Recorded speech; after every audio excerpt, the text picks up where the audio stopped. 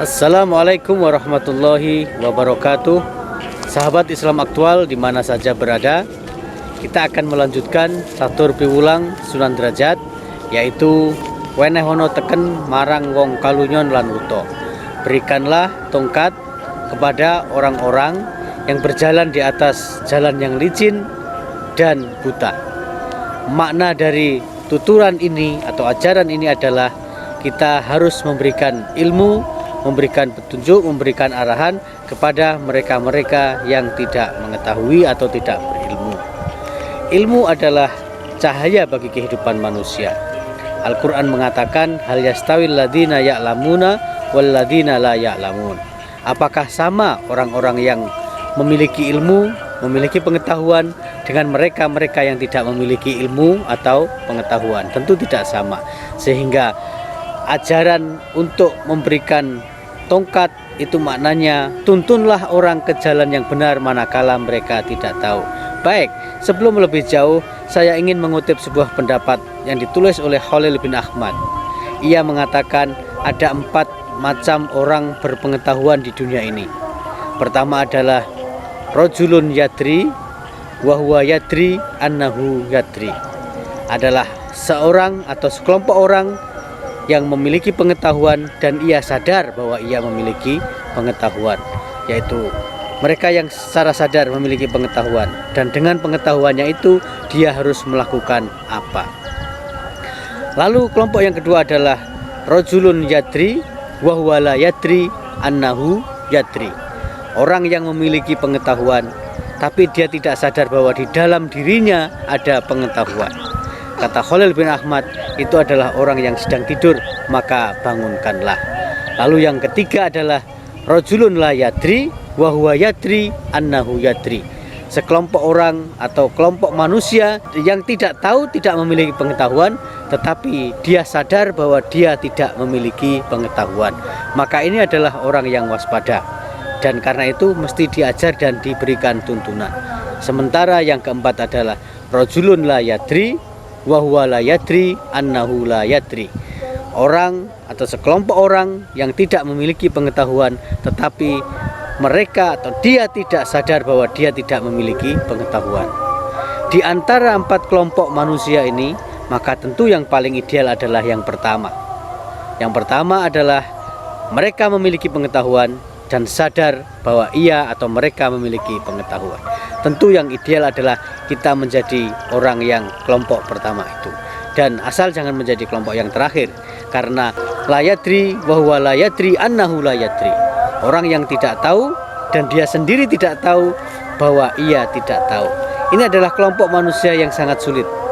Dalam arti tidak punya ilmu, tidak sadar bahwa dia tidak punya ilmu. Dalam kehidupan sehari-hari tentu banyak sekali kelompok-kelompok masyarakat seperti ini. Hari-hari ini dalam situasi ketika ilmu pengetahuan dengan mudah didapatkan lewat internet, maka banyak orang yang tiba-tiba menjadi ahli dalam bidang apapun. Dalam hal inilah kita bisa merefleksikan pandangan atau pendapat dari Sunan Derajat ini, bahwa memberikan tongkat kepada orang yang buta atau orang yang berjalan di atas jalan licin itu maknanya kita tuntun orang kepada keahliannya masing-masing. Kalau dia memang sudah memiliki keahlian tapi bergerak pada bidang keahlian orang lain. Di masa lalu kita menyaksikan ulama-ulama dalam dunia Islam memang memiliki kemampuan keilmuan yang luar biasa. Kemampuan mereka yang mencakup berbagai bidang keilmuan itu sering diistilahkan dengan polimath. Polimath artinya dalam diri satu orang terdapat keahlian tentang berbagai bidang ilmu pengetahuan. Tentu itu sesuatu yang mengagumkan. Akan tetapi untuk konteks hari ini nampaknya masyarakat lebih menyukai atau lebih menghargai spesialisme ketimbang generalisme. Artinya ketika kita merasa ahli dalam satu hal tapi juga merasa ahli dalam bidang yang lain, sepertinya masyarakat akan sulit menerima kenyataan itu. Oleh karena tuntutan pada hari ini adalah spesialisme lebih dihargai ketimbang generalisme di satu sisi, dan pada masa lalu belum ada disiplin ilmu yang terpisah-pisah secara ketat. sehingga memungkinkan orang untuk belajar dari satu disiplin ke disiplin ilmiah. Ini tidak bermakna bahwa saya menyetujui pengkotak-kotakan ilmu, tetapi bahwa tuntutan zaman dan kondisi real di dalam kehidupan ilmiah kita menjadikan kita harus tahu bahwa ada disiplin-disiplin ilmu yang satu sama lain saling memerlukan keahlian. Nah, kembali kepada apa yang disampaikan oleh Sunan Derajat tadi itu, berikanlah tongkat kepada orang yang sedang berjalan di atas jalan licin. Itu bisa kita artikan sebagai mereka yang sedang tertatih-tatih menuju jalan keilmuan, itu harus dibimbing. Dalam tradisi Islam, guru memainkan peran yang sangat penting. Menuntut ilmu tidak mungkin dilakukan tanpa adanya guru. Guru itu sebagai mursyid dalam arti pembimbing menuju hal-hal yang sangat penting di dalam memperoleh pengetahuan. Akan tetapi sekali lagi, sekarang ini ada satu situasi. Bahkan seorang penulis dari Amerika namanya Tom Nichols, dia menulis satu buku yang sangat menyentakkan kesadaran kita bersama.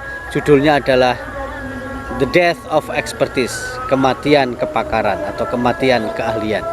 Bahwa di mata berlimpahnya pengetahuan lewat internet sekarang ini, seorang orang seolah-olah semuanya menjadi ahli, sehingga keahlian yang sebenarnya seolah-olah tidak dihargai. Itu satu hal. Hal yang lainnya adalah ilmu menjadi cahaya bagi kehidupan manusia.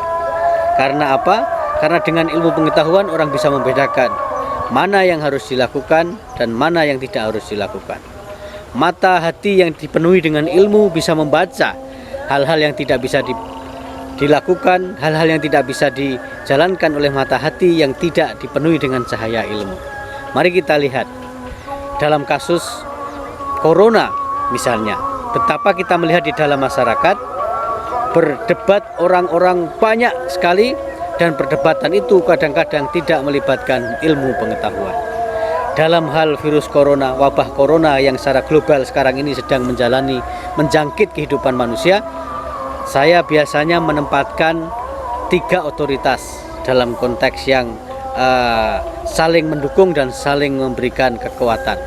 Pertama adalah otoritas ilmu pengetahuan, yang kedua adalah otoritas agama, dan yang ketiga adalah otoritas politik.